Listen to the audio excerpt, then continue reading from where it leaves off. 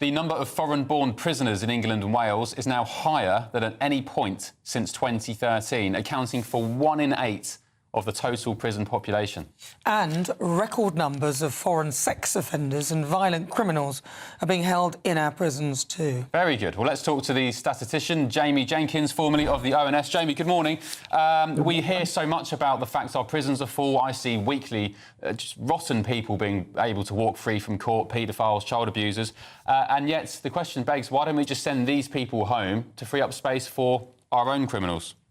No, I think that's a really good point. And there'll be some criminals who are from abroad in our kind of jails where we also send foreign aid to some of those countries as well. So there are some recourses that we could do to try and get these foreign criminals back to kind of the home where they are. But I think what the numbers are showing, guys, is pretty much what has been the problem we've seen with the UK over the last kind of 10 or 12 years with migration. So if you just take the last 3 years alone, in England and Wales, where the latest figures out the last couple of days, we've had an increase in the population of 2.1 million. That's just in 3 years.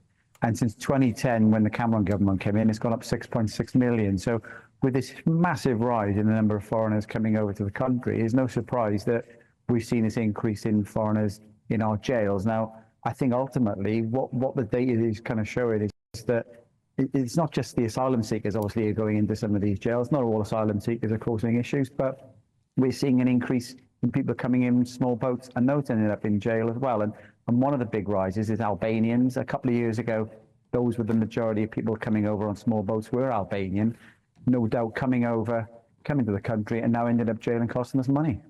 And what about the crimes that are being committed by these people? What are the top crimes and the least, what's the worst ones? Yes, so with the Albanians, what we're seeing, and we know there's a lot of Albanian drug gangs in the UK, and we did see them come across quite a lot in small boats in the last recent years, the Albanians, and they do run a lot of the drug gangs in the UK. So we've got a lot of Albanians in jail for kind of drug offences, but we're also seeing this big rise in kind of sexual offences as well. And if you look at the foreign nationals in jail for kind of would be classed kind of sex offenders, that's risen kind of almost 3 times faster when you look at the rate than British nationals. So those are the kind of concerns that we've got. We talk about, to say with the asylum, and you've just been talking about kind of the small boats and things about a safe haven for foreign people. But what about the safe haven for British people when some of these people are coming over here doing these heinous crimes against British people? And that's something that the government needs to address.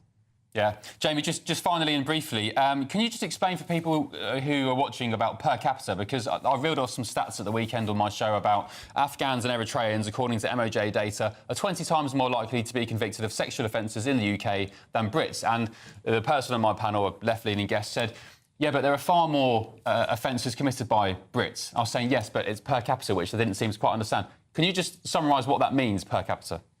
Yeah, so obviously if you've got kind of 100 British people in a room and 1 Afghan, you've got 100 times more likely for a British person than an Afghan to be able to do things. But what you do when you adjust things per capita, you adjust for the population size. So if you're seeing, say, the chances of an Afghan committing a crime is more than a British person, because that's when you adjust for the population as well. And that's whenever you're comparing any group by ethnic group, nationality, you always need to look at it kind of on a per capita basis to kind of overarch the kind of issues when you've got one group which is bigger than the other.